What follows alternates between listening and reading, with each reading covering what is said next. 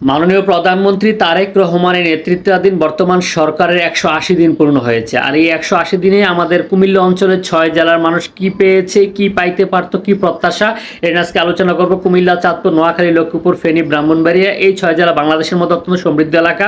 প্রথমে আমি আলোচনা করব নোয়াখালীকে নিয়ে। নোয়াখালীর মানুষ অনেক বেশি প্রবাসে থাকে, তো নোয়াখালীর প্রবাসী এবং নোয়াখালীর মানুষের অনেকগুলো দাবি দেওয়া ছিল। তাদের মধ্যে সবচেয়ে গুরুত্বপূর্ণ প্রধান দাবি ছিল ঢাকার সাথে সরাসরি তাদের একটি ভালো ট্রেন সার্ভিস চেয়েছিল। দীর্ঘদিন যাবত তারা এটার জন্য আন্দোলন করে যাচ্ছে। তাদের এই প্রত্যাশাটা এখন পর্যন্ত পূরণ হয়নি এবং তাদের আরও একটি প্রত্যাশা ছিল যে তাদের কুমিল্লা নোয়াখালী যে মহাসড়কটি, আঞ্চলিক মহাসড়কটিকে জাতীয় মহাসড়ক উন্নীতকরণ করা, এবং এই মহাসড়কটা 4 লেন করা হয়েছে, কিন্তু কুমিল্লার বাগমার অংশে এখন পর্যন্ত 4 লেন না হওয়াতে এই অঞ্চলের মানুষ, বিশেষ করে কুমিল্লার দক্ষিণ অঞ্চলের মানুষের সুফলটা পাচ্ছে না। তারপর যদি আমরা কথা বলি ফেনীকে নিয়ে, ফেনী আসলে বাংলাদেশের মধ্যে একটা উন্নত জেলা।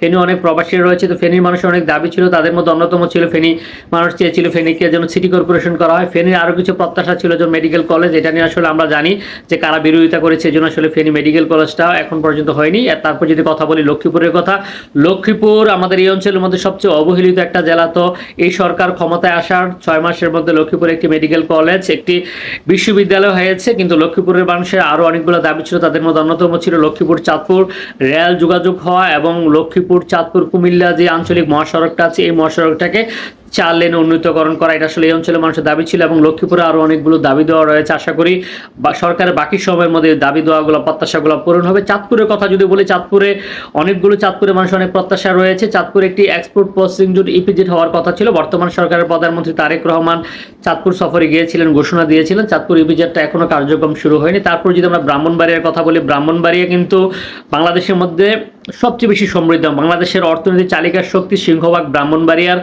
গ্যাস দ্বারা আসলে পরিচালিত। ব্রাহ্মণবাড়িয়া রয়েছে বাংলাদেশের সর্ববৃহৎ গ্যাস ক্ষেত্র, তিতাস গ্যাস ক্ষেত্র। ব্রাহ্মণবাড়িয়া প্রবাসীরা রয়েছে। এই তুলনায় ব্রাহ্মণবাড়িয়া বরাবরই আসলে সরকারের উন্নয়ন থেকে বঞ্চিত থাকে। আমরা দেখেছি এখন পর্যন্ত ব্রাহ্মণবাড়িয়াতে একটি সরকারি মেডিকেল কলেজ, সরকারি বিশ্ববিদ্যালয় কিছু হয়নি। এবং ব্রাহ্মণবাড়িয়াতে আমরা শুনেছিলাম যে একটি এক্সপোর্ট প্রসেসিং জোন ইপিজেড হওয়ার কথা কসবা এলাকায়, এটা এখন পর্যন্ত আসলে কার্যক্রম ততটা আমরা দেখিনি। তারপর যদি আমরা আসি কুমিল্লার কথা, আমাদের কুমিল্লা অঞ্চলের দীর্ঘদিন অনেকগুলো দাবি ছিল। এবং কুমিল্লার কথা যদি বলি, আমাদের এই 6 জেলার মানুষের অনেকগুলো দাবি ছিল। তাদের মধ্যে আমরা গত 6 মাসে যেগুলো হয়েছে, আমরা যদি বলি দৃশ্যমান উন্নয়নের মধ্যে 6 জেলার, মানে আমাদের কুমিল্লা ওয়াসা এই 6 মাসের মধ্যে সম্পন্ন হয়েছে, কুমিল্লা উন্নয়ন কর্তৃপক্ষ সম্পন্ন হয়েছে। এবং আপনারা জানেন যে আমাদের কুমিল্লা অঞ্চলের 6 জেলা, বিশেষ করে ব্রাহ্মণবাড়িয়ার মানুষ এটা এতটা সুফল না পালেও বাকি জেলাগুলোর মানুষের সুফল পাবে।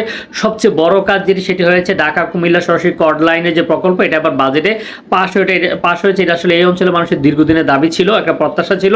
এই প্রত্যাশাটা আসলে প্রত্যাশার পালে হাওয়া লেগেছে। এটা আসলে কাজ শুরু হবে আমরা প্রত্যাশা করছি। এছাড়া ঢাকা কুমিল্লা চট্টগ্রাম যে জাতীয় মহাসড়কটা রয়েছে, এই মহাসড়কটাকে 8 লেন করার আলোচনা চলছে আমাদের কুমিল্লাবাসী এবং আমাদের কুমিল্লা অঞ্চলের 6 জেলা, চট্টগ্রামের যে বাকি 5টি জেলা আছে, এই জেলার মানুষগুলো এই সুফলটা পাবে।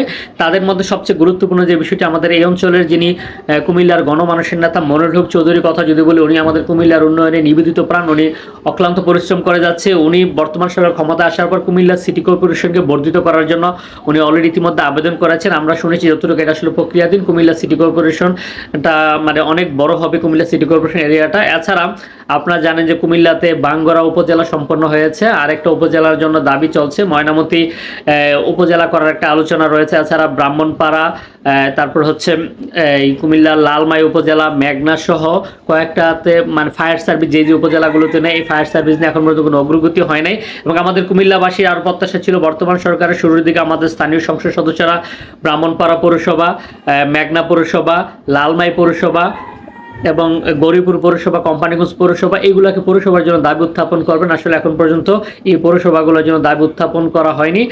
এখন পর্যন্ত কুমিল্লা কৃষি বিশ্ববিদ্যালয় দাউদকান্দিতে নদীবন্দরের কার্যক্রম জন্য আমরা ইতিমধ্যে দেখেছি দাউদকান্দি নদীবন্দরের জন্য বিআইডব্লিউডি পরিদর্শন করে গেছেন এবং কুমিল্লার গোমতী নদীতে শহরের পাশে এক নদীবন্দর করার জন্য একটা আলোচনা চলছে। এছাড়া আমাদের কুমিল্লার গণমানুষের নেতা মনিরুল হক চৌধুরী কুমিল্লার বিকল্প ঢাকা কুমিল্লা চট্টগ্রাম মহাসড়ক তৈরির জন্য একটি প্রস্তাবনা ইতিমধ্যে দিয়েছেন, যেটা কুমিল্লার গোমতী নদীর উত্তর পাড়ে একটি নতুন মহাসড়ক হবে।